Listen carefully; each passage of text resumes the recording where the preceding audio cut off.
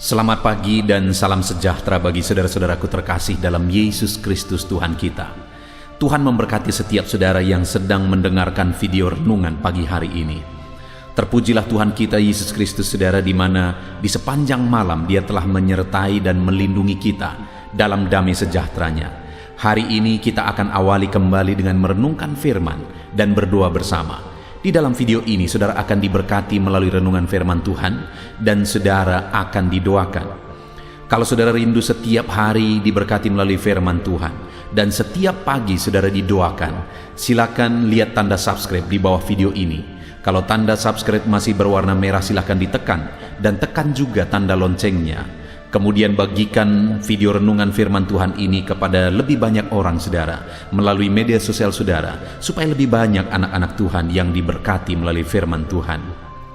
Kalau saudara merasa diberkati melalui video renungan ini dan saudara rindu memberkati, saudara butuh informasi lebih lanjut, silakan lihat di kolom deskripsi di bawah video ini saudara. Sebelum saudara akan didoakan, kita akan merenungkan firman Tuhan bersama. Adapun teks firman Tuhan yang saya rindu kita renungkan bersama di pagi hari ini saudara, sebelum kita akan melaksanakan segala aktivitas kita di sepanjang hari ini, adalah dari 2 Timotius pasal yang ketiga, ayat 1 sampai ayat yang ke-9, di mana topik yang saya rindu kita belajar dari teks firman Tuhan ini saudara adalah bagaimana menghindari penderitaan.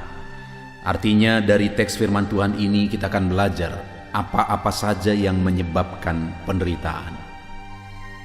Saudara, berbicara tentang penderitaan, kalau itu penderitaan untuk Tuhan, kalau itu penderitaan yang dikehendaki oleh Tuhan kita alami dalam hidup kita, maka kita harus menghadapinya dan kita harus siap, kita harus menanggungnya, karena Tuhan kita pun telah menderita bagi kita. Bahkan Dia rela mengorbankan segalanya bagi kita, dan kita pun harus siap menderita bagi Dia. Tetapi yang menjadi masalahnya saudara, begitu banyak anak-anak Tuhan yang mengalami kesusahan, mengalami penderitaan dalam hidupnya, itu disebabkan oleh kesalahan sendiri. Itu akibat dari perbuatan dan tindakan yang tidak sesuai dengan kehendak Tuhan, tidak sesuai dengan firman Tuhan, sehingga akhirnya berakibat penderitaan pada akhirnya. Mungkin saat ini saudara, kalau saudara merenungkan kehidupan saudara, hari ini ada penderitaan, ada masalah, beban dan persoalan yang saudara alami, itu disebabkan oleh kesalahan masa lalu.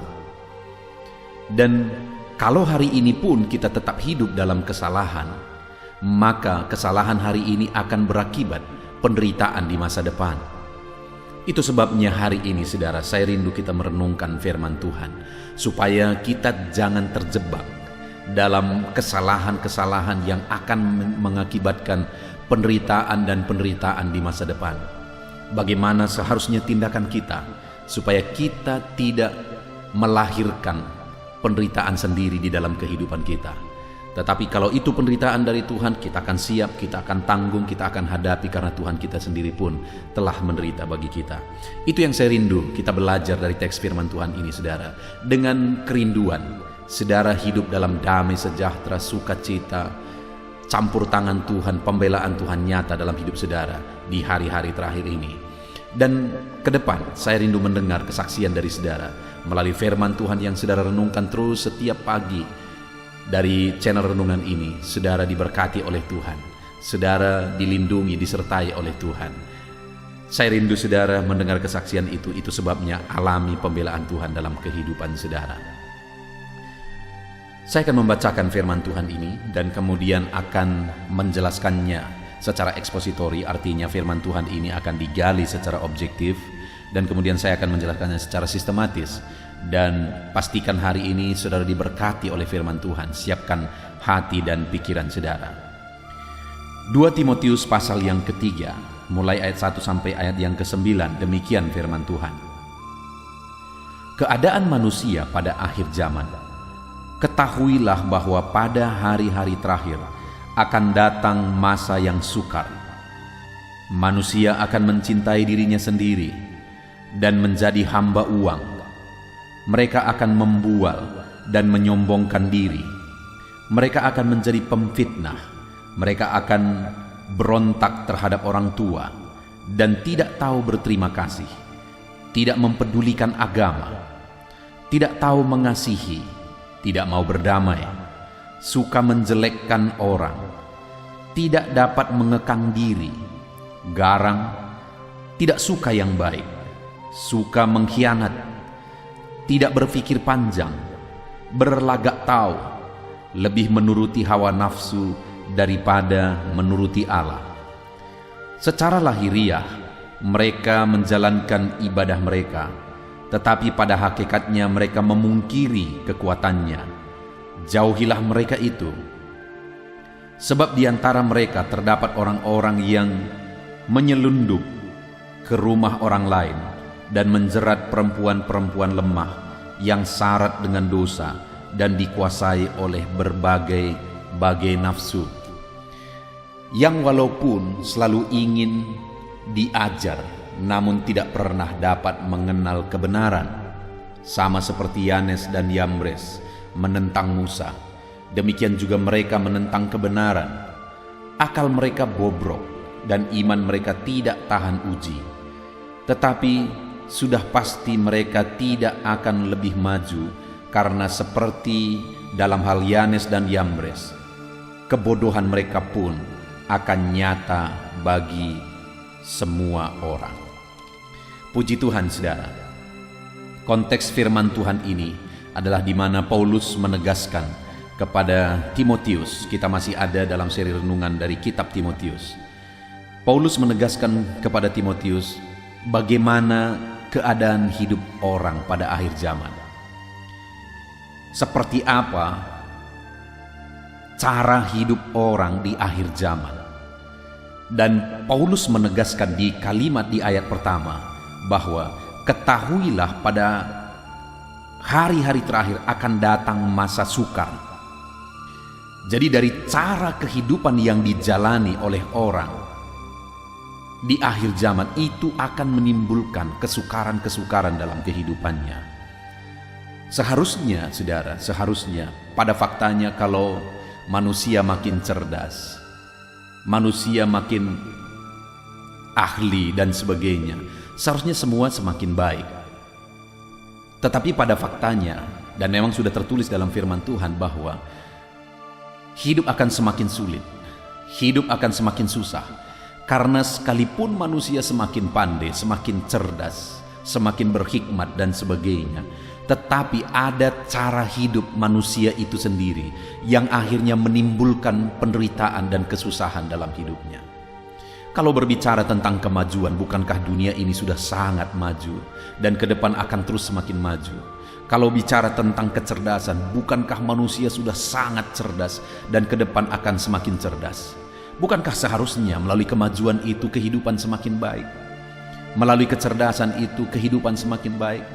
Tetapi pada faktanya, seperti yang ditegaskan firman Tuhan bahwa pada hari terakhir bukannya akan semakin baik, tetapi akan semakin susah, akan semakin menderita.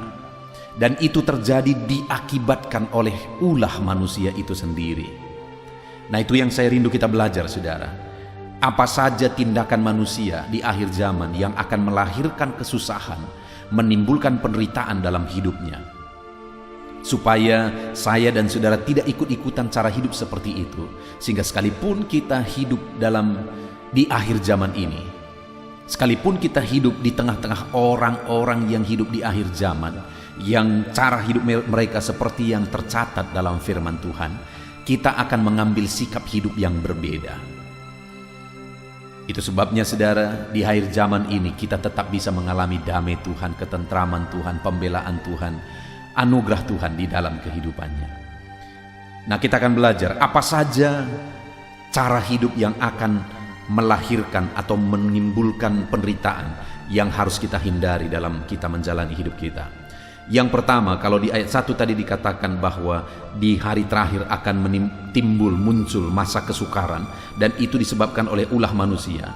Maka ulah manusia yang pertama yang akan menimbulkan kesusahan itu ada di ayat 2 sampai ayat 4, di mana dikatakan manusia mencintai dirinya sendiri, menjadi hamba uang, Mereka membual, menyombongkan diri, mereka menjadi pemfitnah, mereka memberontak terhadap orang tua dan tidak tahu berterima kasih, tidak peduli kepada agama, tidak tahu mengasihi, tidak mau berdamai, suka menjelekkan orang lain, tidak tahu mengekang diri, garang, tidak suka yang baik, suka mengkhianat, tidak berpikir panjang, berlagak tahu, lebih menuruti hawa nafsu daripada menuruti Allah.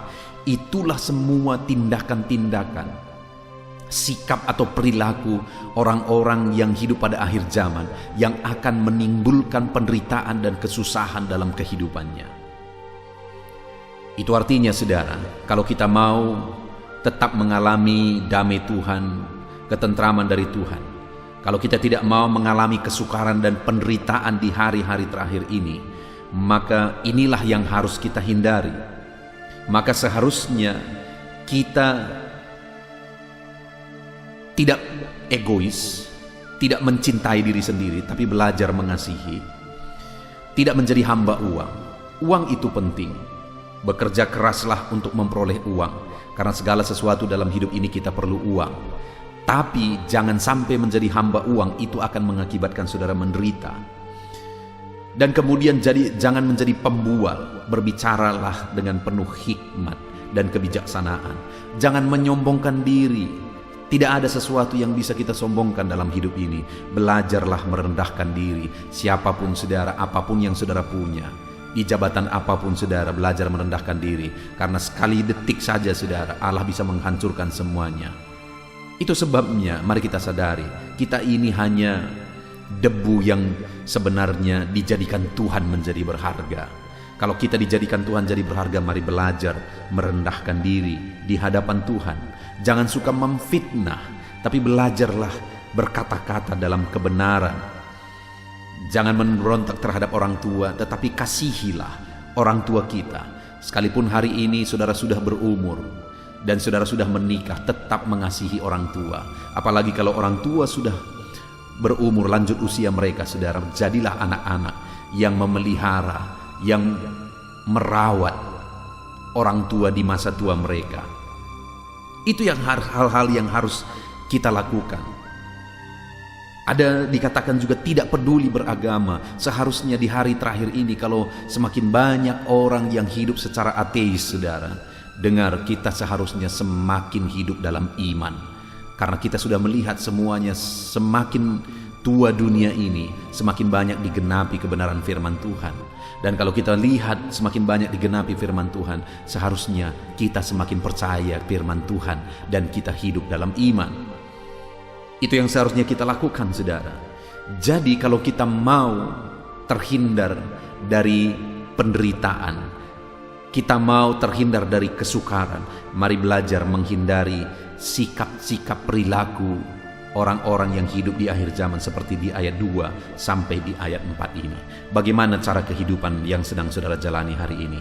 Adakah sifat dan karakter ini masih melekat kepada saudara? Ini waktunya saudara untuk kita bertobat. Ini waktunya untuk kita berubah, supaya kita tidak hidup dalam penderitaan. Karena semua sikap yang negatif itu tadi akan menimbulkan penderitaan. Itu yang pertama. Yang kedua, cara hidup orang di akhir zaman yang akan menimbulkan kesukaran adalah di ayat 5 sampai ayat yang ke-6, di mana di sana dikatakan, secara lahiriah mereka menjalankan ibadah mereka, tetapi pada hakikatnya mereka memungkiri kekuatannya. Jauhilah mereka itu, sebab di antara mereka terdapat orang-orang yang menyelundup ke rumah orang lain dan menjerat perempuan-perempuan lemah yang syarat dengan dosa dan dikuasai oleh berbagai-bagai nafsu. Yang kedua di sini, saudara, dikatakan mereka beribadah. Secara lahiriah mereka beribadah, tetapi ada dua masalah besar dalam diri mereka. Bahwa sekalipun mereka beribadah, mereka tidak percaya ada kekuatan Tuhan. Mereka tidak percaya kemahakuasaan Tuhan. Mereka tidak percaya bahwa Tuhan melihat semuanya, Tuhan mengatur semuanya, Tuhan berotoritas atas semuanya. Karena dikatakan tadi secara lahiriah mereka menjalankan ibadah, tetapi pada hakikatnya mereka memungkiri kekuatannya. Jadi mereka tidak percaya bahwa Tuhan bertindak, bahwa Tuhan berkuasa. Bahkan lebih parah lagi, saudara, mereka beribadah tapi mereka hidup dalam perjinahan. Dikatakan tadi bahwa mereka menyelundup ke rumah orang lain, menjerat perempuan-perempuan lemah, dan hidup dengan dosa, dalam dosa, dan dikuasai oleh hawa nafsu. Mereka hidup dalam perjinahan, padahal mereka beribadah. Wajar kalau akhirnya hidup mereka menderita, karena sekalipun mereka hidup beribadah, mereka tidak percaya kekuatan Tuhan, mereka tidak percaya kuasa Tuhan. Sekalipun mereka hidup beribadah, mereka hidup dalam dosa hawa nafsu dan perjinahan. Itu sikap dan cara hidup orang-orang di akhir zaman yang akan menimbulkan masalah, yang akan menimbulkan kesusahan dan penderitaan dalam hidupnya. Bagaimana dengan saya dan saudara hari ini? Apakah hari ini setiap kita percaya bahwa Tuhan berkuasa? Sebagai orang-orang yang beribadah kepada Tuhan, apakah kita percaya bahwa Tuhan itu adalah Allah yang melihat semuanya, Allah yang bertindak, dan Allah yang berkuasa? Dengar saudara, jadilah pribadi-pribadi yang beribadah dengan sungguh di hadapan Tuhan, dan percaya bahwa Allah kita berkuasa, Allah kita ajaib. Dan jangan hidup dalam dosa dan hawa nafsu, saudara. Di akhir zaman ini semakin banyak orang yang merasa bahwa biasa saja, tidak merasa bersalah. Mereka hidup beribadah dan mereka juga hidup dalam perjinahan. Bahkan tidak sedikit juga orang-orang yang hidup melayani, tapi mereka hidup dalam perjinahan. Bayangkan saudara, mereka melayani Tuhan tapi mereka menyakiti hati Tuhan. Mengikut Tuhan, melayani Tuhan, tapi hidup dalam perjinahan hawa nafsu, perselingkuhan, dan sebagainya. Kalau hari ini ada saudara yang mendengarkan renungan ini, saudara beribadah secara lahiriah, tapi saudara hidup dalam hawa nafsu perjinahan. Dengar saudara, sebelum kehancuran dan penderitaan menimpa hidup saudara, sebelum Tuhan menjatuhkan hukuman, selagi masih ada kesempatan untuk saudara bertobat, detik ini ambil sikap untuk bertobat. Semakin tua dunia ini, semakin akhir zaman saudara, semakin orang-orang, semakin banyak yang akan hidup dalam perjinahan. Beberapa waktu yang lalu saya menangani satu kasus di mana ada orang yang melayani Tuhan tetapi hidup dalam perjinahan selama sekian waktu. Bayangkan saudara, bayangkan itu. Hari ini selagi masih ada waktu, mari kita hidup dalam kebenaran, hidup dalam kekudusan.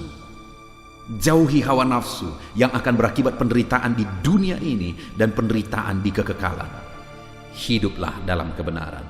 Jadi yang kedua, sikap hidup, cara hidup manusia di akhir zaman yang akan berbuahkan penderitaan adalah mereka beribadah tapi hidup dalam perjinahan.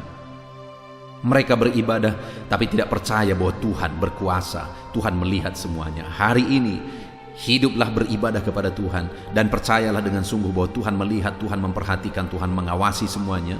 Dan dalam saudara beribadah, hiduplah dalam kekudusan, jauhkan segala hawa nafsu. Itu yang kedua saudara. Kemudian yang terakhir, di ayat 7 dikatakan, yang walaupun selalu ingin diajar namun tidak pernah mengenal kebenaran, sama seperti Yanes dan Yambres menentang Musa, demikian juga mereka menentang kebenaran. Akal mereka bobrok dan iman mereka tidak tahan uji. Saudara, dikatakan di sini mereka ingin diajar. Mereka rindu mendengarkan firman, tetapi mereka tidak siap untuk diubah oleh firman itu. Malah orang-orang seperti ini seringkali memprotes dengan pikiran mereka. Apa yang mereka pikir tidak benar, apa yang mereka pikir tidak pas tentang firman yang mereka dengar.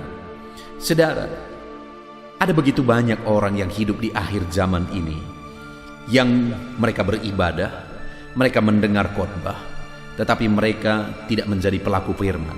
Bahkan sekalipun apakah diucapkan atau tidak diucapkan, mereka sebenarnya menjadi pengkritik-pengkritik kebenaran.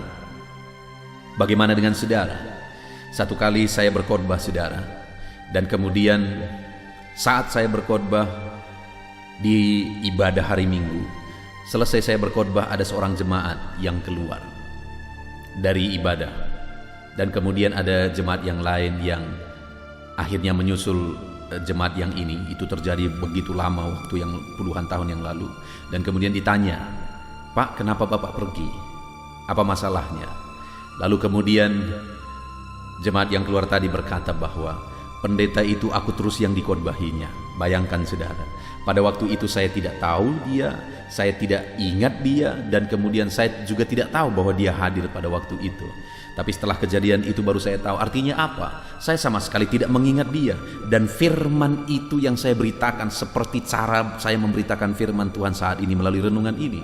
Tetapi karena dia memang bersalah dan berdosa, dan kemudian dia dengar firman Tuhan menegur dia tidak siap dan akhirnya menyalahkan khotbah, saudara. Dengar, selagi kita masih punya kesempatan untuk diajar, berubahlah. Berubahlah, tidak ada kita yang sempurna. Saya pribadi sebagai hamba Tuhan selalu siap untuk diubah, selalu siap untuk dibaharui. Kenapa? Karena tidak ada kita yang sempurna. Kita harus dibaharui lagi, kita harus dibaharui lagi. Jadi saudara, apa yang mengakibatkan penderitaan dalam kehidupan? Yang ketiga, di mana tidak mau diubah. Rindu mau mendengarkan khotbah, tetapi tidak mau menjadi pelaku firman Tuhan. Saudara, saat ini saya rindu kita merenungkan firman Tuhan ini bersama dalam kehidupan kita. Yang akan mengakibatkan penderitaan dalam kehidupan ini adalah sikap kita sendiri. Di mana yang pertama tadi kita sudah belajar bahwa sikap-sikap negatiflah yang akan mengakibatkan penderitaan. Yang kedua, di mana orang beribadah tapi memungkiri kekuatan ibadah, memungkiri kuasa Tuhan, bahkan hidup dalam dosa dan perzinahan, itu akan berakibat penderitaan. Dan yang ketiga, tidak mau berubah, mendengar firman, mendengar kebenaran tetapi tidak siap untuk berubah, itu juga akan berakibat kesusahan dan penderitaan dalam hidup. Puji Tuhan, saudara, kita sudah mendengarkan firman Tuhan ini. Saya percaya setelah saudara mendengarkan firman Tuhan ini, saudara bertekad untuk menjadi orang-orang yang siap diubah, untuk menjadi orang-orang yang beribadah dengan sungguh dan mempercayai kuasa Tuhan bekerja dalam hidup saudara, untuk menjadi orang-orang yang rindu hidup dalam sikap yang benar. Dan kalau itu yang kita lakukan, saudara, sekalipun dunia ini semakin tua, sekalipun banyak penderitaan, saya percaya di sana kita akan mengalami pembelaan Tuhan. Puji Tuhan, saudara, Tuhan memberkati saudara dalam aktivitas saudara sepanjang hari ini. Mari renungkan firman Tuhan. Kita hidup di akhir zaman, jangan ikut cara hidup dunia, cara hidup orang-orang yang hidup di akhir zaman ini. Mari hidup dengan cara berbeda. Tuhan memberkati saudara. Sebentar lagi kita berdoa, saudara, untuk segala aktivitas kita di sepanjang hari ini. Namun sebelumnya, sekali lagi, buat komitmen, terapkan firman Tuhan, dan raih janji firman Tuhan. Dalam nama Tuhan Yesus, Tuhan memberkati saudara. Haleluya. Haleluya, puji Tuhan saudara. Tiba waktunya kita akan berdoa bersama. Saya akan kembali mendoakan setiap saudara. Mari siapkan hati dan pikiran saudara. Pastikan hari ini saudara benar-benar dikuatkan dan diteguhkan ketika kita berdoa bersama, sehingga sepanjang hari ini saudara benar-benar diberkati oleh Tuhan dalam segala aktivitas saudara. Mari kita berdoa, saudara. Bapa di sorga, saat ini Tuhan, hamba berdoa bagi setiap anak-anak-Mu yang sedang mendengarkan video renungan pagi hari ini. Engkau yang mengenal setiap anak-anak-Mu, ya Bapa, pribadi lepas pribadi, siapapun mereka, apapun yang menjadi aktivitas mereka, apapun yang menjadi tanggung jawab mereka, dan bagaimanapun keadaan mereka, Engkau yang mengenal mereka satu persatu saat ini. Dan hamba berdoa, ya Tuhan, biarlah Engkau menjamah dan menyentuh kehidupan mereka, membaharui kehidupan mereka, biar mereka semakin dekat kepadamu, ya Tuhan. Mereka semakin mengalami Engkau di dalam kehidupannya. Biar setiap anak-anak-Mu semakin mengalami keindahan-Mu ketika mereka semakin dekat kepadamu, ya Tuhan. Bapa yang baik, saat ini hamba berdoa buat segala aktivitas mereka yang akan mereka lakukan di sepanjang hari ini. Tuhan kiranya memberkati dan campur tangan dalam segala aktivitas mereka. Hamba berdoa, ya Tuhan, bagi anak-anak-Mu yang merupakan karyawan, berkati mereka dalam pekerjaan dan tanggung jawab mereka. Campur tangan-Mu, ya Tuhan. Engkau yang menjadikan anak-anak-Mu jadi berkat, dan apapun yang mereka kerjakan, biarlah mereka berhasil, ya Tuhan, oleh karena Tuhan menyertai mereka. Dan Tuhan kiranya yang mengangkat derajat mereka, kedudukan mereka dalam bidang apapun mereka sedang bekerja ya Tuhan. Bapa yang baik, kami juga berdoa saat ini bagi anak-anak-Mu yang merupakan pebisnis atau mengusahakan satu usaha. Tuhan yang campur tangan, apapun yang menjadi usaha mereka, Tuhan campur tangan, Tuhan memberkati. Biarlah Engkau memberkati sehingga usaha mereka akan berhasil ya Tuhan. Tidak ada yang mustahil bagi Engkau.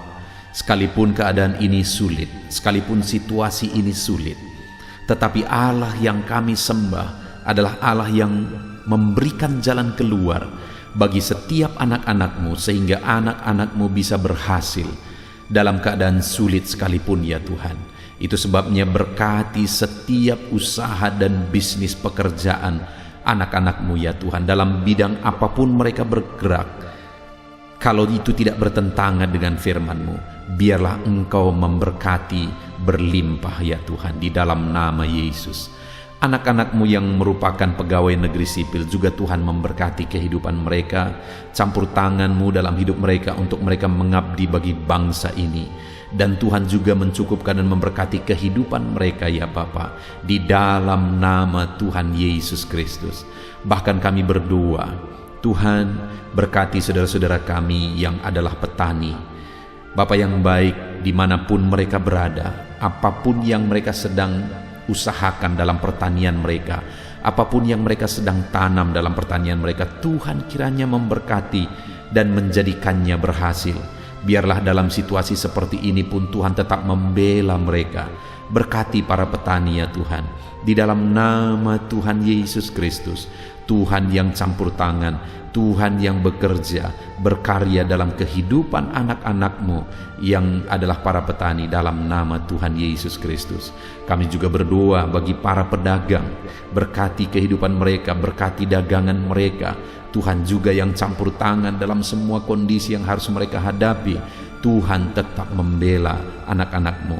Bahkan apapun yang menjadi profesi anak-anak-Mu ya Tuhan, jika itu tidak bertentangan dengan firman-Mu, biarlah Engkau yang membela, Engkau yang memberkati setiap anak-anak-Mu ya Bapa. Dalam nama Tuhan Yesus, berkati segala pekerjaan anak-anak-Mu, tanggung jawab mereka. Hamba berdoa biar anak-anak-Mu melakukan yang terbaik dan menjadikan mereka berhasil dalam kehidupan mereka. Saat ini hamba berdoa ya Tuhan, mungkin ada anak-anak-Mu yang sedang ada dalam beban berat. Mungkin ada anak-anak-Mu yang sedang sakit.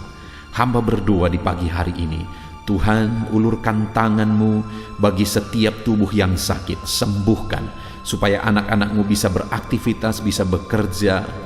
Tuhan campur tangan, sembuhkan setiap anak-anak-Mu yang sakit dalam nama Tuhan Yesus. Kami berdoa dan hamba berdoa, cabut segala penyakit mereka di dalam nama Tuhan Yesus Kristus. Jika ada anak-anak-Mu yang mengalami masalah, persoalan baik di tengah-tengah pekerjaannya, Tuhan juga yang campur tangan.